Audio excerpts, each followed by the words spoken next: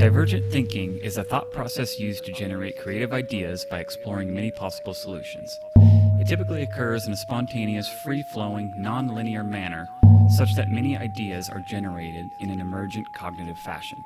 Many possible solutions are explored in a short amount of time, and unexpected connections are drawn. Welcome to Minds in Formation.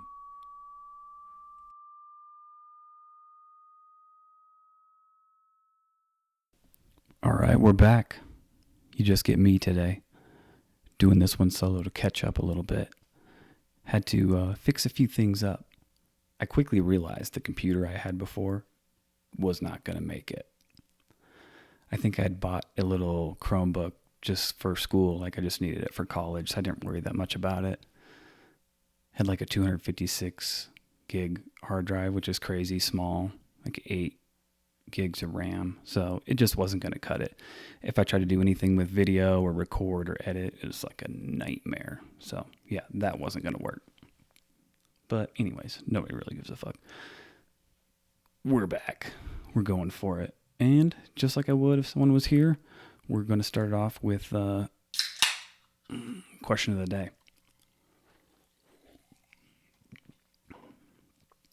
Not the question of the day. We're going to start it off with the fun fact of the day. One thing that absolutely blew my mind today in the announcement of the 2025 Nobel Prize in Physics, awarded to John Clark, Michael H. Devoret, and John M. Martinez for their groundbreaking discovery of macroscopic quantum mechanical tunneling and energy quantization in an electric circuit. What makes this stand out? We're talking about proving that quantum weirdness, like particles tunneling through barriers they shouldn't be able to cross, or energy snapping into discrete packets instead of flowing smoothly, doesn't just happen at the atomic scale. It can happen in everyday electrical circuits on a scale big enough for us to harness. This isn't some abstract theory. It's the foundation for quantum computers that could crack unsolvable problems, revolutionize cryptography, and simulate molecules for new drugs or materials in ways classical computers dream of. Imagine a world where your laptop isn't just crunching numbers, but exploiting the fabric of reality itself. It's the kind of breakthrough that feels like sci-fi edging into fact, and it hit right as quantum tech is exploding. Perfect time for xAI's own explorations in AI and computation. If that doesn't spark curiosity about the universe's hidden rules, I don't know what will.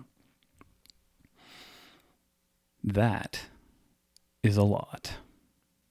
So I'm not going to pretend to be able to really understand a ton about that. I think it's super interesting, but that is not something that I can really get into too much. I try to stay up to date on, not really up to date, but I try to stay aware of what's going on in science and technology. I really like that sort of thing. But quantum is a tough one. I can't really provide a lot of input on that one. I remember reading a while back, I can't remember how long, a year ago or whatever, but they were talking about how there was these quantum computers that they thought were accessing like other dimensions basically because they were able to solve these certain equations so fast that it would take all the computers in the fucking universe 1 million years or something crazy, right? But I think there was some pushback on that. And that was the last time I remember being like reading anything about what was going on in that field, because it's like so crazy that I would need somebody to like break that down. I should start watching more videos on it, because that's one of the random ways that I like to learn the most is by watching YouTube videos, especially when it's getting close to bedtime. That's like my favorite. Just lie in bed and watch a video about volcanoes or geography or space exploration, stuff that's going on with James Webb Telescope or NASA or SpaceX or any stuff like that. Just kind of being aware of certain things.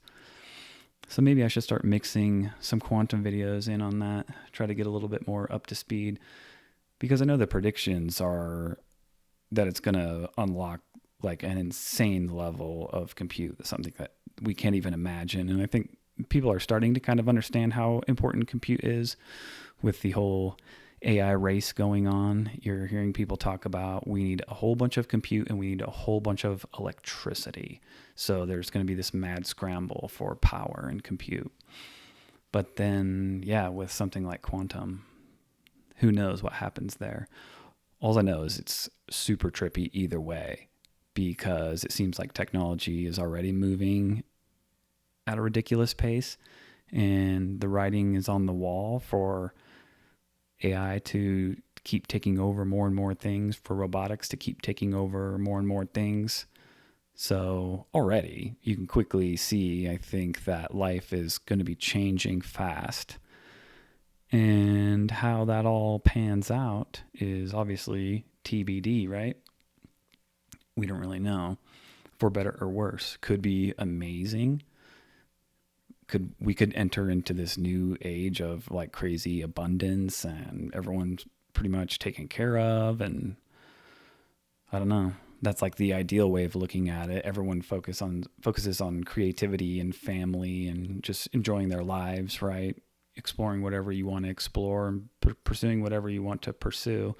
Sounds really cool. I think everybody would like that. That's like the ultimate dream. That's why people get jobs and then, save up for retirement, right? Is to try to get to that. It's just super shitty to have to wait until you are 60, 65 to get to that. That's like the part that's mad lame, right? So that's like the positive way of looking at it. That could happen. It's possible. Of course, there's going to be tons of bumps in the road, but it could happen. We could get there. Or it could be really, really crazy. Gets in the wrong hands, gets out of control. You can start using it for nefarious purposes, Like if you can just send your AI bots out on evil missions to go fucking hack whatever, go steal shit, go run a scam. Like it probably wouldn't be that hard to do. You could probably set some shit up like that right now. Yeah, so under circumstances like that, it starts to look real shitty real fast. Yeah, what's going to happen to everybody? Like, and not to mention getting into just us as a society, if all these things take over, and then initially you just have these companies that are crazy powerful and wealthy and everybody else is like totally fucked, then what does that look like? What if the government or whatever it starts to kind of crack, or it can't really take care of anyone? Or if there's just a full-blown tech takeover. I thought about that too. You see those kind of stories in sci-fi stories or books or movies or whatever, where there's not governments, there's like companies that control planets and things of that nature. If you watch that show Alien Earth, which is like, the old Sigourney Weaver alien movies, but it falls like early in the timeline. But anyways, that's kind of what it's like. That's what Earth is like at that point in time in that story. It's pretty much ran by just massive organizations. So maybe under those circumstances, it's just like Amazon versus X versus Google versus Microsoft and Meta. And then there's alliances that are made and broken, and these companies just get crazier and crazier and get so powerful where they don't even really have to listen to the government anymore. If they didn't want to, be like, dude, we control everything. So actually, government, you're turned off. Now everyone has to say the pledge of allegiance to Google or something. So who knows? Who knows how it all pans out? There's no way to really predict it, I think, at this point. We're just kind of going with the flow and seeing what happens. I mean, I think the best thing that you can do is to try to keep up with it to a certain degree. Learn how to use the tools, learn how to use them to your advantage, use them to learn about stuff. They're a great assistant. I I use Grok all the time. That's what I use to make these questions. And that's just a very small example of something that you can spit out. It's relatively silly. Like I use it for investing knowledge to help with that sort of research, to break down things, to help predict. Of course, it can't predict, but it can pull in a lot of information relatively quickly. I could be like, hey, I want you to look at whatever company, how are they doing fundamentally? What do the technicals look like? Break it all down. Let's see what the projections are, things of that nature. And it can just help you make an informed decision. You know, you don't totally rely on it, but at the same time, you probably will come to rely on it more and more and more if you are using it. But if it helps you, why not, right? It can be a great assistant.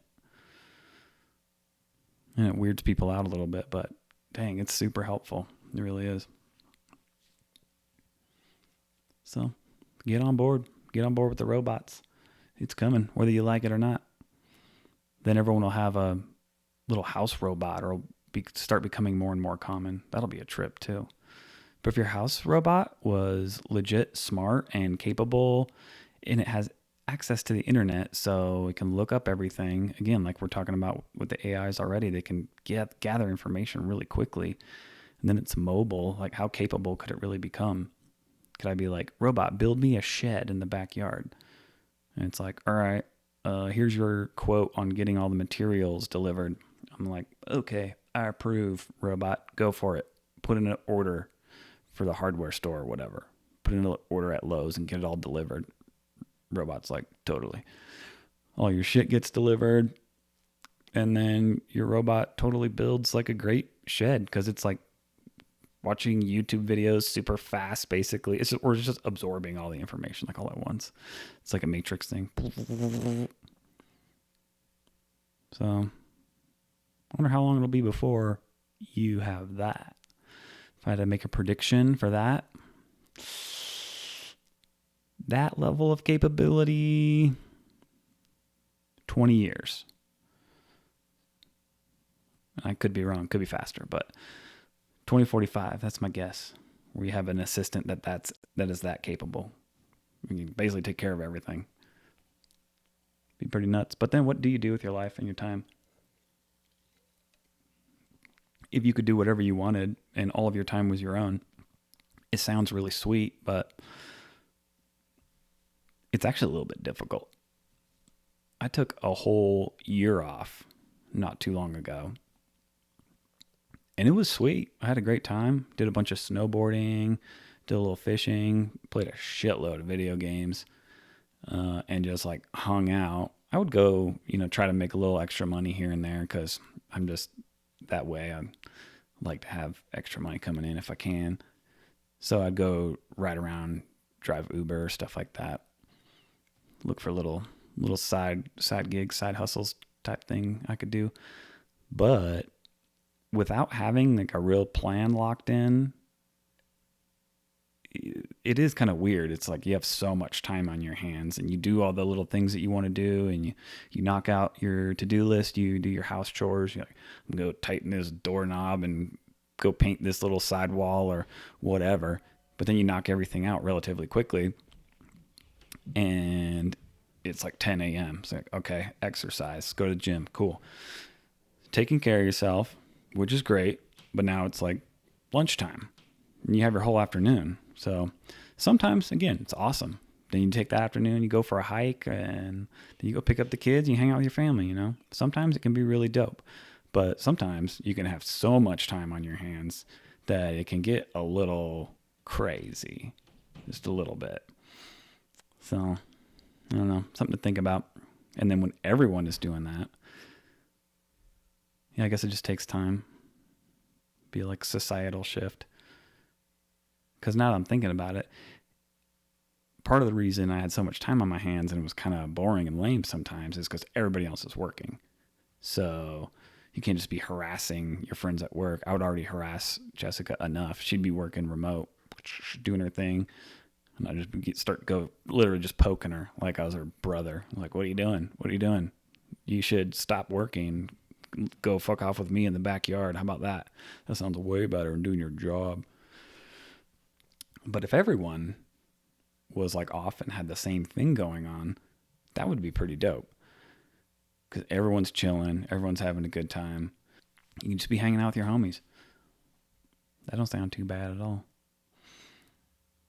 But you still need some sort of purpose. Something like going on. You can't just be chillaxing and hanging out. You still need something to like be doing. So it'd be interesting to see what that would look like for a lot of different people. What would you do? Anyways, it's gotten wild. I think about the past a whole lot. I was actually watching a YouTube video about that last night, and it was about the brutality of North America, not only after settlers came, but prior to that as well, which is crazy because I do think some people have this like idealistic vision of Native Americans, you know, just being peaceful, being one with nature. And not to say that, you know, that didn't exist as well, but they were brutal with each other. They'd wipe out tribes and just rape, murder, torture, you know. And not that happened all the time, but it happened frequently. Like their honor was found through battle and courage and whatnot. So if you didn't have that, people would be like, what the hell's your problem? You need to go kill somebody. Show us you're a real man. So it was wild. Then, of course, settlers came over, and then it got even wilder, and then everyone got diseases, or at least the natives did. And that pretty much fucked everybody over. But it's such a trip just to think about living back in the day in general. Our lives are so comfortable now, like ridiculously comfortable. Even a lot of people's jobs, you're just sitting in an office chair all day, like fucking around on a computer, wasting time, bullshitting with your friends or whatever. And you come home and sit on the couch and order food to the door and watch fucking Netflix, dude. It's crazy. It's crazy to think about living like that when you think about how long we were running around in the woods, like fighting for survival. I think about that a lot. I almost think it's bad for us in a way, even though it's like the safest time to be alive. It's the least amount of hunger and danger and war and things of that nature as a human being overall. It's the absolute safest time that we're aware of that's ever like existed on this planet, pretty much. But at the same time, it's like too safe. We don't really adapt super fast, I think. Well, let me rephrase that. We're very adaptable, but of course evolution takes a long time, and I think there's some sort of biological thing almost driven into us to overcome obstacle and overcome conflict and have something to fight for in a way. Because I think if you don't, life can look quite directionless, right? Now, of course, I don't want to necessarily be out in the woods fighting for my life, like hoping a wolf doesn't eat my baby or something like that. That sounds horrible, right? But you definitely need something to push yourself for, give you some sort of purpose. Family's a good one, you know. Maybe some certain careers could be a good one. But even mine didn't necessarily feel like it was like my whole purpose. Like I did 20 years in the Army and then retired. And it's great. I'm super glad I did it. It did a lot for me. It helped me significantly in life. So like I'm very grateful for it. But it wasn't like my purpose. It wasn't my identity. I always kind of said like the military's cool. I like it. I think it's a good job. I think more people should do it because I think it's pretty cool in a lot of ways. But yeah, I didn't like identify with it deep down at my core. So I'm like, I'm a soldier and I am fighting for America or whatever, you know. Like you have times where maybe you feel like that, but overall, I was just like, no, dude, I'm just Matt. This is my job. I just wear a uniform, you know. But in many ways, it's like a lot of other jobs. There's some unique aspects that are not like other jobs, but I think it goes back to the way that I think about the past and whatnot. So like what it takes. Things have to be very important for me to like truly identify with them.